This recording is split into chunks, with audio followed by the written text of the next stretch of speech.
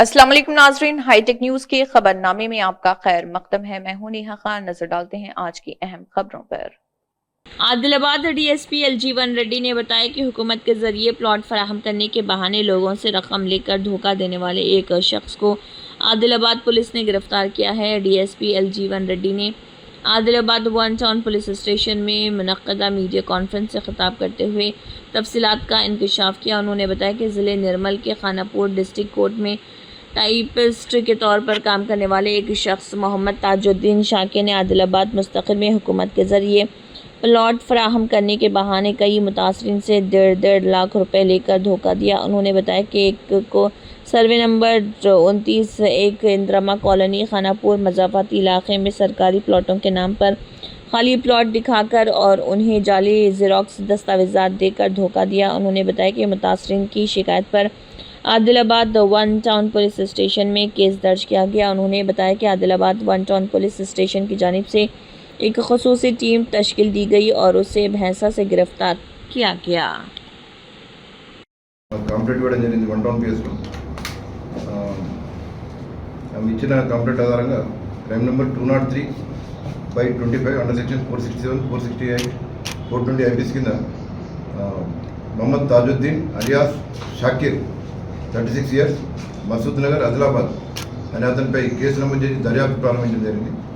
ఈ కేసు సారాంశం ఏంటంటే ఈ షాకిర్ అనే వ్యక్తి ఆమెకు survey number 29/1 plot number 60 Khanapur శివార్లో అది ప్లాట్ నా సొంత ప్లాటు, దానికి సంబంధించి తహసీల్దార్ గారు ఇది మాకు ఇష్యూ చేశాడు అని చెప్పి నమ్మించి ఆమె దగ్గర 1,50,000 తీసుకోవడం జరిగింది.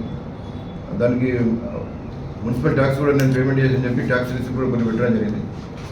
తర్వాత వెరిఫై చేస్తే అది ఇతని ప్లాట్ కాదు అని చెప్పి ఆమె తెలిసిన తర్వాత నన్ను మోసం చేసినాం, నా డబ్బులు నాకు వాపసు ఇవ్వమంటే డబ్బులు వాపసు ఇవ్వలేదు, ఆమెకు న్యాయం చేయలేదు, అందరికి కంప్లైంట్ ఇవ్వగా ఆ కేసులో చాలా రోజులు పరారులో ఉండేతాడు.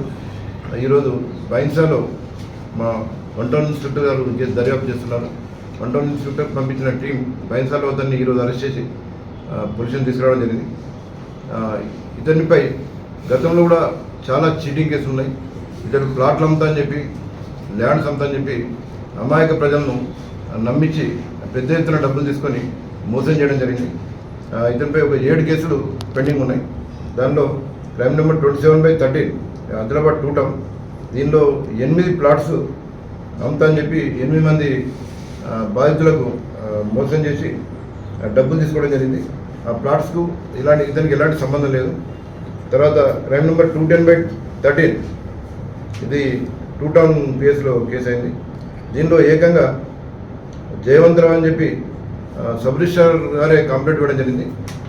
2 సబ్ రిజిస్ట్రార్ ఆఫీస్ సంబంధించిన 2 డాక్యుమెంట్లు ఫోర్జరీ అండ్ ఫేక్ డాక్యుమెంట్లు రిజిస్ట్రేషన్ ఆఫీస్ నుంచి రిజిస్ట్రేషన్ కానప్పటికీ వాటిని జిరాక్స్తో తయారు చేసి డాక్యుమెంట్ నెంబర్ 66/5/13 66/6/13 ఈ 2 ఫేక్ డాక్యుమెంట్లను క్రియేట్ చేయడం జరిగింది. ఫేక్ డాక్యుమెంట్ల ఆధారంగా అతడు వేరే వాళ్ళని మోసం చేయడానికి అతను ప్రయత్నం చేశాడు. దీన్ని సబ్ రిజిస్టర్ ఇచ్చిన కంప్లైంట్ మేరకు కేసు నమోదు చేయడం జరిగింది. తర్వాత 32/2015 ఇది రూరల్ పిఎస్లో కేశావత్ సంతోష్ అని చెప్పి ఆయన కంప్లైంట్ ఇచ్చాడు. వాళ్లకు ఇతడు ప్లాట్స్ 4 ప్లాట్లు అమ్మినట్లు దానికి సంబంధించి 6 లక్షల రూపాయలు తీసుకోవడం జరిగింది. 4 ప్లాట్లు కూడా ఫేక్, ఇతనికి ఎలాంటి సంబంధం లేదు. తర్వాత విచారిస్తే అవన్నీ ఫేక్ అని చెప్పి తెలిసింది. ఇతను ఓనర్ కాదు. అది కూడా ఒక కేసు పెండింగ్ ఉంది రూరల్ కేసులో.